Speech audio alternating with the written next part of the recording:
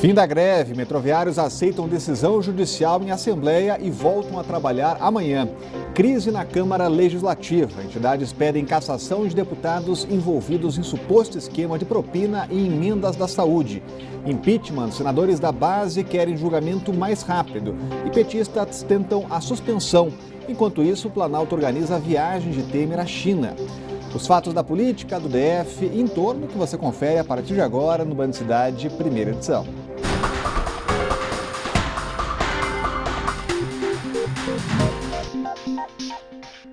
Olá, boa tarde a você. E a queda de braço entre os metroviários e o governo chegou ao fim. O Tribunal Superior do Trabalho decidiu que o metrô deve voltar a funcionar normalmente a partir de amanhã. Em assembleia agora há pouco, a categoria decidiu respeitar a determinação. Foram mais de 70 dias de greve, a maior da história do metrô do DF. Além da volta ao trabalho, a Justiça determinou um corte de 1/3 do salário referente aos dias parados. O valor será descontado na folha de pagamento em até 6 prestações. Os funcionários também terão que cumprir uma jornada a mais para compensar o período em que ficaram sem trabalhar. Caso a decisão não seja cumprida, o sindicato vai pagar uma multa de R$100 mil por dia. Nesta quinta, o metrô permanece funcionando apenas em horário de pico, das 6 às 9 da manhã e das 5 da tarde às 8h30 da noite. A decisão, apesar da decisão, o metrô só volta amanhã, sexta-feira. Pois é, olha, e vê a ousadia, né? Eles ainda foram fazer uma assembleia para decidir se aceitavam a decisão da Justiça do Trabalho. Decisão de justiça é para ser cumprida, não pode ser desrespeitada, isso seria crime de desobediência. Portanto, a determinação da ministra do TST, que determinou o fim da greve, é para que o retorno ao trabalho fosse hoje. Portanto, o sindicato vai ficar devendo pelo menos R$100 mil de multa por essa desobediência, que deveria também ter outras consequências. E já começou o julgamento final de Dilma Rousseff. Amanhã foi dedicada a questões de ordem dos senadores. A oposição bem que tentou adiar o julgamento, mas Lewandowski seguiu em frente. Já a base de Temer quer acelerar o processo. Quem acompanha é a repórter Renata Dourado, já está com a gente aqui. E começou daquele jeito, né, Renata? Uma boa tarde, bem tenso o clima. Ânimos acirrados, né? Boa tarde para você, para o Cláudio Humberto, para todos que nos acompanham. Começou por volta de 9h33 da manhã, estava previsto para começar às 9 horas, houve aí esse pequeno atraso. E no primeiro momento, o presidente do Supremo Tribunal Federal, o ministro Ricardo Lewandowski, que é quem organiza, o responsável, digamos assim, né, pela coordenação desse trabalho, ele começou ali a falar um pouco como seria esse processo e em seguida foi aberta a palavra para os senadores para proporem questões de ordem, enfim, tirar dúvidas. E aí, Rodrigo, houve um momento bastante tenso, uma confusão bastante, inclusive a sessão teve que ser interrompida pelo próprio Lewandowski por um período de 5 minutos. Isso porque a senadora do PT, Gleisi Hoffmann, usou a palavra para dizer que o Senado, os senadores, não tinham moral para julgar a presidente afastada Dilma Rousseff. E aí sim, foi uma grande confusão, nós separamos umas imagens, vou pedir para o Neto soltar essas imagens. Então você vê aí essa de vermelho, que é a senadora Fátima Bezerra, né, colocando, enfim, dedo aí na cara do senador Ronaldo Caiado. Fátima Bezerra é do PT do Rio Grande do Norte, Ronaldo Caiado do DEM de Goiás. Então foi um tumulto, realmente uma situação bastante delicada. A gente sabe que durante todo esse processo, os ânimos de fato estão acirrados, porque tem aqueles senadores que defendem, né, com muita ênfase a presidente afastada Dilma Rousseff, que é o caso aí da senadora Fátima Bezerra, e tem os outros também que defendem o processo de impeachment, mas enfim, durou 5 minutos esse intervalo, a sessão obviamente já retomou. Neste momento agora, os senadores continuam com essa questão de ordem, né, que a gente fala, que é quando eles têm a palavra, enfim, para tirar algumas dúvidas, fazer algumas colocações, propor, enfim, aí é claro que é toda essa articulação política, né, eles estão tentando propor o adiamento da sessão, mas é óbvio que essa sessão não vai ser adiada, até porque foram 9 meses, um verdadeiro parto para chegar até aqui. Nós temos aí imagens ao vivo dessa sessão. Então, agora você vê a senadora Vanessa Graziotin também falando, ela que é uma das defensoras, digamos assim, da presidente afastada Dilma Rousseff. Em seguida, Rodrigo, aí serão ouvidas aquelas 8 testemunhas, sendo 2 testemunhas de acusação, que foram designadas aí pela acusação, e 6 testemunhas testemunhas de defesa. Não há prazo, não há tempo para que isso possa acabar. Então, a previsão é que vá hoje e também amanhã. Essa sessão de hoje, existem 2 intervalos previstos.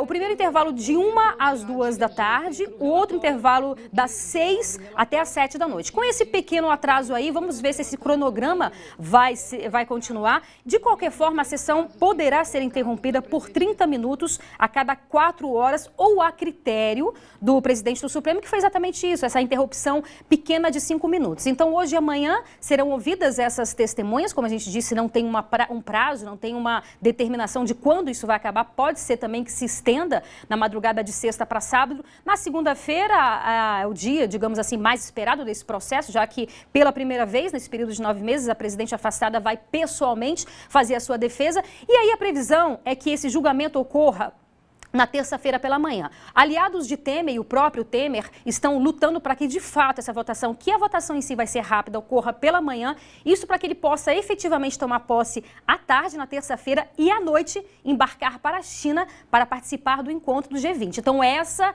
é toda a articulação que está tendo para que, portanto, finalize mesmo esse processo na terça-feira. Rodrigo. Obrigado, Renata. Acompanhando todos os detalhes do impeachment, 3 horas já de julgamento, de sessão. Cláudio Humberto, até agora, só discussão e até bate-boca. Exatamente. Olha, os petistas são especialistas nisso, em manobras protelatórias. Não têm feito outra coisa a não ser isso, né? Eles inventam um monte de pretextos, inventam mentiras, desde a lorota de golpe até, enfim, essas manobras que nós vimos hoje. Quando a senadora Gleisi Hoffmann disse que o Senado não tem moral para julgar Dilma, a Gleisi Hoffmann deve estar falando em nome dela própria. Ela que é investigada por corrupção também no Ministério Público e no âmbito da Lava Jato. Ela, que é mulher do ex-ministro Paulo Bernardo, ministro do governo Lula e do governo Dilma, que foi preso sob a acusação de roubar o país. Roubar também os aposentados, servidores públicos que recorreram ao empréstimo consignado. A senadora Gleisi Hoffmann, quando fala que falta moral ali para julgar Dilma, ela com toda certeza fala em seu próprio nome. E dentro do plenário do Senado, a movimentação é intensa, mas do lado de fora, na esplanada, o clima ainda bem tranquilo nesta manhã. O muro está ali para separar grupos contrários à saída de Dilma Rousseff dos favoráveis ao impeachment. Cones foram posicionados em volta da Alameda dos Estados para evitar que os motoristas estacionassem no local. Todo um aparato foi montado para garantir a segurança de manifestantes que não apareceram na manhã desta quinta-feira na esplanada. Movimentação apenas de trabalhadores e das polícias legislativa e militar. Essa já era a expectativa da Secretaria de Segurança Pública. Nos 2 primeiros dias, que são da oitiva das testemunhas, 25 e 26, nós temos uma expectativa de público que é bastante reduzida do que foi colocado pelas nossas inteligências e confirmado pelos próprios grupos contra e pós-impeachment. Talvez no próximo dia 29, quando a presidente afastada Dilma Rousseff vai pessoalmente fazer a defesa no plenário do Senado, toda essa estrutura seja necessária para garantir a ordem na capital federal. A esplanada é dividida mais uma vez, mas dessa vez a expectativa não é de grande público. Rodrigo, não é agradável, né, essa visão, a visão de um muro dividindo a esplanada dos ministérios, que é um espaço que foi criado pelos que conceberam Brasília, mas sobretudo Lúcio Costa, exatamente para uma grande confraternização cívica dos brasileiros. Mas os ânimos se acirraram de tal maneira que não houve outra alternativa das autoridades de segurança pública a não ser estabelecer essa coisa horrorosa, esse muro da vergonha. Mas, como já se disse aqui em outras ocasiões, a expectativa de público nesses dias é muito baixa, né? Até porque o próprio PT e os defensores da Dilma não têm nenhuma expectativa com relação à reversão do seu quadro. Ela própria já fala em tom de despedida com aquelas pessoas que trabalham com ela no Palácio da Alvorada ou seus assessores que ainda restam, que ainda a suportam. Portanto, assim, diante desse desânimo do lado petista, também do lado oposto, há tanta certeza de que isso vai ser consumado, que as pessoas preferem ficar em casa assistindo no conforto do sofá a destituição definitiva de Dilma Rousseff. Enquanto o Senado julga Dilma Rousseff, o presidente Temer recebe a tocha paralímpica no Palácio do Planalto. A cerimônia vai ser hoje à tarde e os jogos começam no próximo dia 7 de setembro. São 23 modalidades que devem emocionar o brasileiro. Só que tem um esporte que ficou de fora nesta edição, mas já se prepara para Tóquio 2020, o Parabadminton. Nós fomos conhecer um projeto que pode garantir medalhas daqui a 4 anos. Habilidade, disposição e muita força de vontade. Esses são elementos fundamentais para quem pratica o Parabadminton. Geraldo perdeu os movimentos do braço esquerdo depois de sofrer um acidente de moto. Hoje ele é o melhor do país na categoria e o 8º no mundo. Tudo isso com uma raquete e uma espécie de peteca na mão. A gente aprende várias coisas de outra forma através do badminton, ver de que a gente é capaz, coisas que a gente não imaginaria que não conseguia, mas hoje a gente sabe que é capaz de conseguir através do badminton. A modalidade vai passar a fazer parte dos Jogos Paralímpicos a partir de 2020 em Tóquio, no Japão. Brasília é referência nacional no esporte. A história de Geraldo na modalidade começou de forma despretensiosa, em 2006, com a ajuda desse homem. A intenção inicial não era o Parabadminton, era oferecer uma atividade como estímulo para a pessoa com deficiência. E, a verdade, a intenção original era as pessoas surdas. E aí apareceu autista, deficiente físico, cadeirante, menos as pessoas surdas. E aí começou como um esporte de recreação. Rômulo foi um dos primeiros a entrar nas aulas. Atualmente, ele é o 6º melhor do mundo, campeão pan-americano e brasileiro.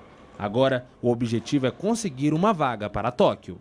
Treinar, poder participar dos torneios, né? Porque certamente serão os melhores que irão. Atualmente, os melhores, para conseguir, vão ter que se manter.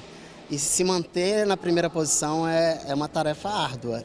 Daniele Souza ainda é nova por aqui, mas já vem conquistando resultados importantes. Graças ao esporte, a atleta vai viajar pela primeira vez para fora do país. Não imaginava não. Para mim, eu tô ainda, parece que estou sonhando ainda. Mas vamos ver, né? Como é que vai ser? O treinador garante que tudo isso é fruto de muito trabalho. Mas é só o início, já que com a inclusão do esporte na Paralimpíada, a concorrência deve aumentar. Hoje vai ter duas realidades, né? Os que estão hoje, se vão conseguir manter até 2020, porque agora, como virou Paralímpico, envolve um monte de outras estruturas. Então agora a procura vai acontecer o contrário. Enquanto antes a gente procurava atletas, hoje são os atletas que vão procurar as modalidades.